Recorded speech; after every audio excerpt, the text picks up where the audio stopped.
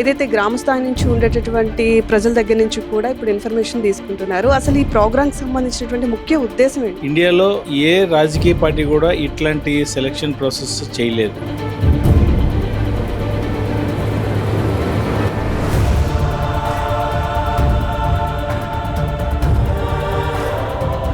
First నుంచి party కోసం కష్టపడుతున్న వాళ్ళకి కానీ ఎలాంటి అధికారాలు కానీ పదవులు కానీ ఆశించినంత స్థాయిలో లేవు. ఎవరికైనా మైలేజ్ కావాలంటే ఆయన 4 మాటలు అంటే ఆడికి కొంత మైలేజ్ వస్తుంది, వాడి గురించి ఆడు ఏమన్నాడని స్టేట్లో అందరూ చూస్తారనే ఉద్దేశంతో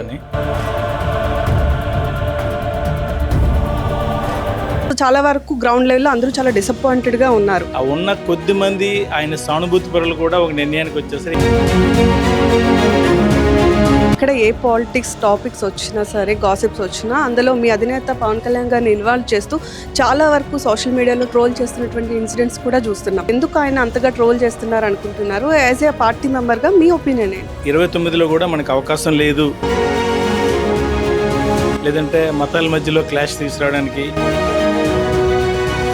కొన్ని మంత్స్లో స్థానిక ఎన్నికలు కూడా జరగబోతున్నాయి. కూటమితో అంతా కలిపి ఉన్నప్పటికీ కూడా మీ పార్టీకి సంబంధించినటువంటి ఏర్పాట్లు జరుగుతాయి కదా. సో ఆ గ్రౌండ్ లెవెల్లో ఆ ఏర్పాట్లు ఎలా చేస్తున్నారు? అండ్ ఎవరైతే ప్రజలు కానివ్వండి, లేకపోతే జనసేన మద్దతుదారులు కానివ్వండి, కార్యకర్తలు కానీ ఉన్నారో వాళ్ళకి ఎలాంటి భరోసాను ఇవ్వడానికి ప్లాన్ చేస్తున్నారు పార్టీ తరఫు? పూర్తి అందరు జన సైనికుల ఇన్వాల్వ్మెంట్తోనే చేస్తున్నారు. గ్రౌండ్ లెవెల్లో ఉండే ప్రతి జన సైనికుడు.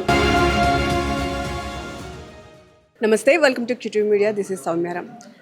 పోటీ చేసిన అన్ని స్థానాల్లో కూడా గెలిచి దేశవ్యాప్తంగా ఒక ప్రత్యేక గుర్తింపు తెచ్చుకుంది జనసేన పార్టీ. అయితే ప్రస్తుతం కూటమి ప్రభుత్వంతో పాటు అధికారంలో ఉన్నప్పుడు ప్రస్తుతం సంస్థాగతంగా బలోపేతం అవ్వడానికి అనేక రకాలైనటువంటి డిసిషన్స్ తీసుకుంటుంది. దీనిలో భాగంగానే ప్రస్తుతం సమాచార సేకరణ అనేటటువంటి ఒక కొత్త కార్యక్రమానికి కూడా శ్రీకారం చుట్టారు. స్టేట్ వైడ్ కూడా ఈ కార్యక్రమాన్ని చాలా క్రమబద్ధతతో నిర్వహించాలని పవన్ కళ్యాణ్ గారు కూడా ఆదేశించడం జరిగింది. మరి డిప్యూటీ సీఎం పవన్ కళ్యాణ్ గారి ఆదేశాల మేరకు వీళ్ళు ఎలాంటి చర్యలు తీసుకుంటున్నారు? అదేవిధంగా ఈ రోజు మనం ప్రస్తుతం విజయనగరం జిల్లాలో ఉన్నాము. ఇక్కడ చూసుకున్నట్లయితే విజయనగరం జిల్లాకి సంబంధించిన ఇన్ఛార్జ్గా వచ్చినటువంటి శ్రీ కొరకాన రవి గారు, అదేవిధంగా మిగతా టీం అంతా కూడా మనతో పాటు ఉన్నారు. సో ఒకసారి సమాచార సేకరణ ఏ విధంగా జరుగుతుంది, అదేవిధంగా ప్రస్తుతం స్టేట్లో ఉండేటటువంటి పాలిటిక్స్, పవన్ కళ్యాణ్ గారి మీద వస్తున్నటువంటి రూమర్స్, వీటన్నిటి మీద ఒక క్లారిఫికేషన్ తీసుకునేటటువంటి ప్రయత్నం అయితే చేద్దాం. సార్ చెప్పండి, ప్రస్తుతానికి సమాచార సేకరణ అని చెప్తూ ఏదైతే గ్రామ స్థాయి నుంచి ఉండేటటువంటి ప్రజల దగ్గర నుంచి కూడా ఇప్పుడు ఇన్ఫర్మేషన్ తీసుకుంటున్నారు. అసలు ఈ ప్రోగ్రామ్కి సంబంధించినటువంటి ముఖ్య ఉద్దేశం ఏంటి? సో మా పార్టీ అధినేత శ్రీ పవన్ కళ్యాణ్ గారి ఆదేశాల మేరకు గత నెల 29 నుంచి ఈ నెల 3వ తేదీ వరకు గ్రామ స్థాయి కావచ్చు, మండల స్థాయి కావచ్చు, నియోజకవర్గ స్థాయి కావచ్చు, పార్లమెంటరీ స్థాయి కావచ్చు, అన్ని స్థాయిల్లోని ఔత్సాహిక జన సైనికుల నుంచి వారు ఏ స్థాయిలో లీడర్షిప్ కావాలనుకుంటున్నారో, పార్టీ లీడర్షిప్ కావాలనుకుంటున్నారో వాళ్ళ అప్లికేషన్స్ స్వీకరించడం జరుగుతుంది. దీని వెనుక ముఖ్య ఉద్దేశం ఏంటంటే leadership from the ground. So real జన సైనిక్స్ ఇప్పుడు ఎవరైతే గత 12 ఏళ్ళుగా జనసేనతో ట్రావెల్ అవుతున్నారో వాళ్ళలో నుంచి లీడర్షిప్ని డెవలప్ చేయాలని పవన్ కళ్యాణ్ గారు ఆలోచిస్తున్నారు. ఈ ప్రక్రియ మొత్తం పూర్తి సాంకేతికంగా it's totally designed in a very meticulous way. Main ఏంటంటే ఇండియాలో ఏ రాజకీయ పార్టీ కూడా ఇట్లాంటి సెలక్షన్ ప్రాసెస్ చేయలేదు. సో నార్మల్గా ఎవరో క్యాపిటల్ నుంచి లీడర్ వచ్చి అందరినీ కూర్చోబెట్టి నామినేట్ చేసేసి వెళ్ళిపోతారు. అలా కాకుండా inviting people from the ground. So అక్కడి నుంచి మన జన సైనికుల నుంచి రెస్పాన్స్ కూడా చాలా అద్భుతంగా ఉంది. యాక్చువల్లీ ఈరోజు మనకున్న సోర్సెస్ని బట్టి హైయెస్ట్ కౌంట్ ఈరోజు మనం ఇక్కడ చేయడం జరిగింది. చాలా బాగా జరుగుతుంది. సో మీరు ఆల్రెడీ సుడా చైర్మన్గా ఉన్నారు శ్రీకాకుళం డిస్ట్రిక్ట్కి, అండ్ చాలా యాక్టివ్ కూడా పార్టీలో. సో మీరు ఏ పదవి కోసం అప్లికేషన్ పెట్టారా? పార్టీ బాధ్యతల కోసం పెట్టడం జరిగింది. పెడతారు, ఏ బాధ్యత కోసం పెట్టారనేది అందరికీ తెలియాలి కదా, అది ఓపెన్ సీక్రెట్ లాంటి.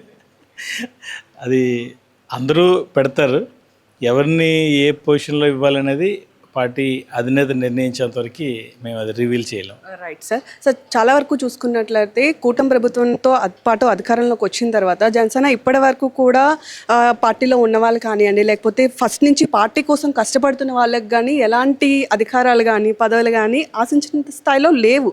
సో చాలా వరకు గ్రౌండ్ లెవెల్లో అందరూ చాలా డిసప్పాయింటెడ్గా ఉన్నారు. బట్ ఇప్పుడు ఈ ప్రాసెస్తో వాళ్ళంతా సాటిస్ఫై అవుతారా, లేదు అంటే ఇవి కేవలం పేపర్స్కి మాత్రమే అంకితం అయ్యేటటువంటి ప్రాసెస్ అంటారు? నో ఇది చాలా ప్లాన్డ్గా తీసుకుంటున్న నిర్ణయం. అది రైట్ టైంలో కూడా తీసుకుంటున్నారు. ఈరోజు జన సైనికులందరూ కూడాను మాట్లాడుతున్నాం కదా అందరితోనే, ఈ టైం కోసమే వెయిట్ చేస్తున్నారు. మన కుటుంబ పార్టీ అధికారంలోకి వచ్చిన తర్వాత పార్టీ స్ట్రక్చర్ ఫామ్ చేస్తారని అందరం వెయిట్ చేస్తూ ఉన్నాం. కానీ కళ్యాణ్ గారు ఇప్పుడు ఏదైతే ఈ ప్రక్రియ ఉందో ఇది ఆయన కొన్నాళ్ళుగా దీని మీద ఎక్సర్సైజ్ చేస్తూ ఒక షేప్ తీసుకొచ్చి చాలా క్రమ పద్ధతిలో చేయాలనే దీంతో చేస్తున్నారు. పూర్తి అందరు జన సైనికుల ఇన్వాల్వ్మెంట్తోనే చేస్తున్నారు. గ్రౌండ్ లెవెల్లో ఉండే ప్రతి జన సైనికుడు కంట్రిబ్యూషన్తోనే వాళ్ళే వాళ్ళ లీడర్షిప్ని ఎన్నుకునేటట్టుగా ఈ పద్ధతి ఉంది. Right sir. ఇక్కడ ఇంపార్టెంట్లీ రీసెంట్ డేస్లో చూసుకున్నట్లయితే పవన్ కళ్యాణ్ గారు ఎప్పుడైతే సనాతన ధర్మాన్ని ప్రమోట్ చేస్తున్నారో, లేకపోతే హిందూ ధర్మాన్ని వైపు వెళ్తున్నారో, దీన్ని బేస్ చేసుకొని చాలామంది సెక్యులరైజర్ కానివ్వండి, లేదా పవన్ కళ్యాణ్ గారు ఒకవైపు ఉండిపోతున్నారు, లేదా ఒకదాన్ని కావాలని ప్రమోట్ చేసి ఇంకో దాన్ని తక్కువ చేస్తున్నారు అనేటువంటి విమర్శలు కూడా వస్తున్నాయి. సో వీటిని అసలు ఎలా చూడాలి అంటారంటే ఇదంతా పొలిటికల్ డ్రామా అంటారా, లేకపోతే ఎవరు దీన్ని చేయిస్తున్నారని మీరు? అది అబ్సల్యూట్ పొలిటికల్ డ్రామానే. పవన్ కళ్యాణ్ గారు ఆయన మతాన్ని ఆయన గౌరవిస్తూ ఇతర మతాలని గౌరవిస్తూ ఆయన మతాన్ని ఆయన కంటిన్యూ చేసుకుంటున్నారు, అభివృద్ధిలో చేసుకోవాలనుకుంటున్నారు, కాపాడాలనుకుంటున్నారు. అంతే తప్పితే సూడో సెక్యులరిస్ట్ లాగా ఓట్ల కోసం ఒక మాట అయిపోయిన తర్వాత ఒక మాట లేకుండా ఓపెన్గా నా మతాన్ని నేను ఏం చేయాలో అంటే హిందూ మతం ప్రతి ఒక్కరికి టార్గెట్ అవుతున్నది హిందూ మతం. కొన్ని శతాబ్దాలుగా ఇన్వేడర్స్ కావచ్చు లోపలికి వచ్చిన మన ఈ సూడో సెక్యులరిస్టుల వల్ల కావచ్చు హిందూ మతం అనేది బాగా టార్గెట్ అవుతుంది. సో ఇది జరగకూడదు అనే ఉద్దేశంతో ఆయన ప్రతిఘటిస్తున్నారు. అలా అని చెప్పేసి ఇతర మతాలను ఆయన ఎక్కడ కించపరచలేదు. ఇతర మతాలని ఆయన మతాన్ని ఆయన ఎంత గౌరవిస్తున్నారో ఇతర మతాలను కూడా అంతే గౌరవిస్తూ ఆయన మతాన్ని ఆయన కాపాడుకుంటున్నారు అంతే. Right sir. మీరు కూడా ఒక కాపు సామాజిక వర్గానికి చెందిన వ్యక్తే. సో బేసిక్గా కాపు సామాజిక వర్గానికి అంటే పవన్ కళ్యాణ్ గారు చెప్పింది ఏంటి అంటే తప్పు చేస్తే ఎవరినైనా విడిచిపెట్టను, సొంత సామాజిక వర్గానికి చెందిన వాళ్ళైనా సరే అదని చెప్పారు. బట్ ఆపోజిషన్లో ఉండేటటువంటి వైసీపీ వాళ్ళంతా కూడా అంటే దాని మీద ఒక మీటింగ్ పెట్టుకొని కాపులకు సంబంధించి ఒక ఐక్యత అని చెప్పి మీటింగ్ పెట్టుకొని కేవలం కాపులకి యాంటీగా పవన్ కళ్యాణ్ గారు పనిచేస్తున్నారు అనేటటువంటి ఒక వాదన కూడా ప్రజల్లోకి తీసుకెళ్లే ప్రయత్నం చేస్తున్నారు. దీని మీద మీరు ఏమంటారు? వాళ్ళకి సడన్గా కాపులు గుర్తొచ్చారు. ఒక్క మాట చెప్తా, క్యాస్ట్ అనేది ఎవరు కావాలని కోరుకోరు. తల్లిదండ్రులు ఎలాగా ఎవరు కోరుకోరో, ఏదో తల్లిదండ్రులు జన్మిస్తారో ఏదో కులంలో కూడా అలాగే జన్మిస్తారు. సో తల్లిదండ్రులను ఎలా గౌరవించుకుంటారో వాళ్ళ కులాన్ని కూడా అలాగే గౌరవించుకుంటారు. అలా అని చెప్పేసి పక్క వాళ్ళని తిట్టాలని లేదు.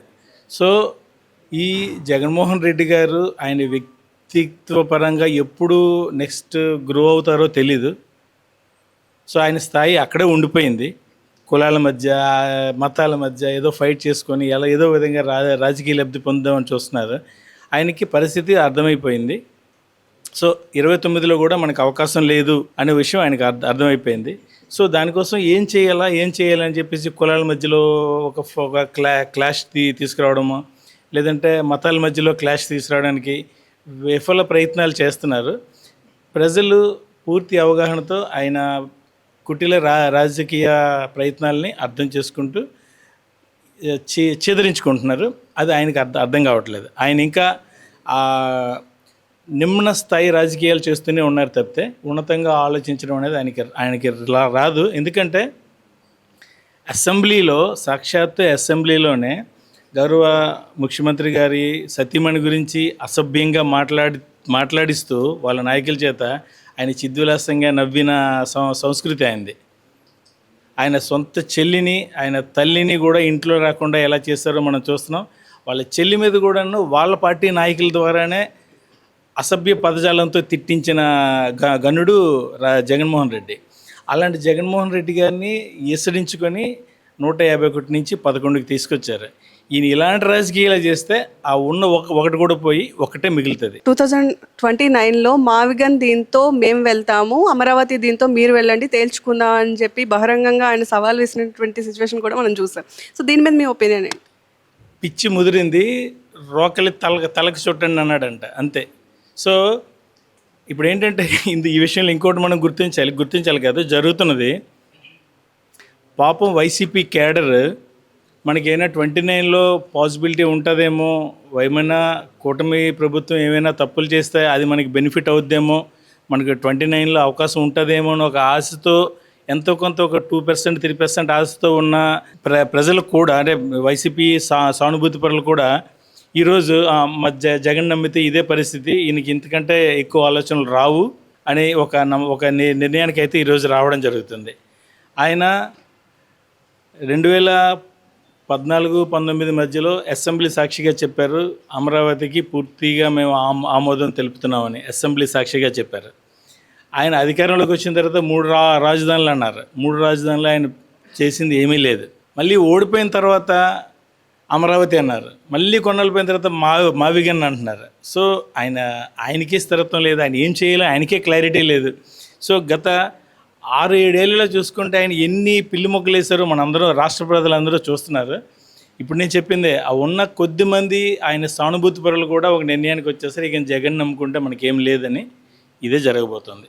సార్ ఇంకొన్ని డేస్లో కొన్ని మంత్స్లో స్థానిక ఎన్నికలు కూడా జరగబోతున్నాయి స్థానిక సంస్థలకు సంబంధించి. సో జనసేన పార్టీకి సంబంధించి కూటమిలో అంతా కలిపి ఉన్నప్పటికీ కూడా మీ పార్టీకి సంబంధించినటువంటి ఏర్పాట్లు జరుగుతాయి కదా. సో ఆ గ్రౌండ్ లెవెల్లో ఆ ఏర్పాట్లు ఎలా చేస్తున్నారు, అండ్ ఎవరైతే ప్రజలు కానివ్వండి, లేకపోతే జనసేన మద్దతుదారులు కానివ్వండి, కార్యకర్తలు కానీ ఉన్నారో వాళ్ళకి ఎలాంటి భరోసాను ఇవ్వడానికి ప్లాన్ చేస్తున్నారు పార్టీ తరపు నుంచి? మా పార్టీ అధినేత పవన్ కళ్యాణ్ గారు నిర్ణయం ఎలా అంటే, స్థానిక సంస్థల ఎన్నికలకి ముందరే కనీసం నెల నుంచి నెలన్నర ముందరే మాకు మొత్తం సంస్థాగత కమిటీస్ అన్నీ ఏర్పాటు చేయడం జరుగుతుంది. సో ఇమీడియట్గా మా కార్యవర్గం అంతా కూడాను స్థానిక ఎన్నికల కోసం సిద్ధంగా ఉంటాం. ఇంకా మిగతాది కూటమిలో ఉన్నాం కాబట్టి అధిష్టాన నిర్ణయం ప్రకారం ఎవరు ఎక్కడ ఎన్ని తీసుకోవాలనేది అధిష్టానం నిర్ణయించిన దాన్ని బట్టి మేము ముందుకెళ్ళబోతున్నాం. రైట్ సార్, ఇప్పుడు ఆల్రెడీ గ్రౌండ్ లెవెల్లో మీరు వెళ్తున్నారు కాబట్టి కూటమితో పాటు, సో గ్రౌండ్ లెవెల్లో ప్రజలు మీకు ఎట్లాంటి సమస్యలు చెప్పుకుంటున్నారు, అసలు జనసేనకు సంబంధించి సమస్యలు మీ వరకు తీసుకొస్తున్నారా? 100% ఎప్పుడు గ్రౌండ్లో వెళ్ళినప్పుడు వాళ్ళు ఉన్న సమస్యలు ఈ మధ్యగా పరిష్కరించుకున్న సమస్యల గురించి థ్యాంక్స్ చెప్పే వాళ్ళు ఉన్నారు, ఇంకా పరిష్కారం కాని సమస్యల గురించి చెప్పిన వాళ్ళు ఉన్నారు. అన్నీ ఉంటాయి. సమస్యలు అనేవి కంప్లీట్గా 100% ఎప్పుడు కంప్లీట్ అవ్వవు, ఏదున్నా అప్డేట్ అవుతూ ఉన్నాం. సో ఫైనల్గా పవన్ కళ్యాణ్ గారి ఆదేశాల మేరకు జరుపుతున్నటువంటి ఈ సంస్థాగత దీనికి సంబంధించి సమాచార సేకరణకి ప్రజల నుంచి ఎలాంటి రెస్పాన్స్ వస్తుంది, అండ్ జనసేన కార్యకర్తలు హ్యాపీగా ఉన్నారు? అబ్సల్యూట్లీ హ్యాపీగా ఉన్నారండి. ఎందుకంటే గత 12 నెలల నుంచి జనసేనతో అసోసియేట్ అయి ఉన్నారు. మమ్మల్ని ప్రతి ఒక్క జనసైనికుడిని గుర్తించి ఈరోజు మీకేం కావాలి, మీరు ఎలాంటి బాధ్యత తీసుకుంటారని డైరెక్ట్గా మాకు అవకాశం ఇచ్చారు, అది చెప్పే అవకాశం ఇచ్చారని చాలా గ్రాటిట్యూడ్తో ఉన్నారు ప్రతి జన సైనికుడు కూడా. సో చూస్తున్నారు కదా, ప్రస్తుతం ఏదైతే ఈ సమాచార సేకరణ బట్టి స్టేట్ వైడ్ ఉండేటటువంటి జనసేన కార్యకర్తలందరూ కూడా బాధ్యతలు స్వీకరించడానికి ముందుకు వచ్చారని చెప్తున్నారు. అయితే పవన్ కళ్యాణ్ గారు ఇంకాస్త స్పీడ్ పెంచి చేస్తున్నటువంటి ఈ చర్యలు ఫ్యూచర్లో ఎలాంటి ఇంపాక్ట్ చూపిస్తాయి అనేది మాత్రం ఇంకొన్నాళ్ళు మనం వేచి చూడాల్సిందే. అండ్ దీని మీద పూర్తిగా ప్రజల యొక్క ఒపీనియన్ ఏ విధంగా ఉంటుందో అది కూడా చూడాలి.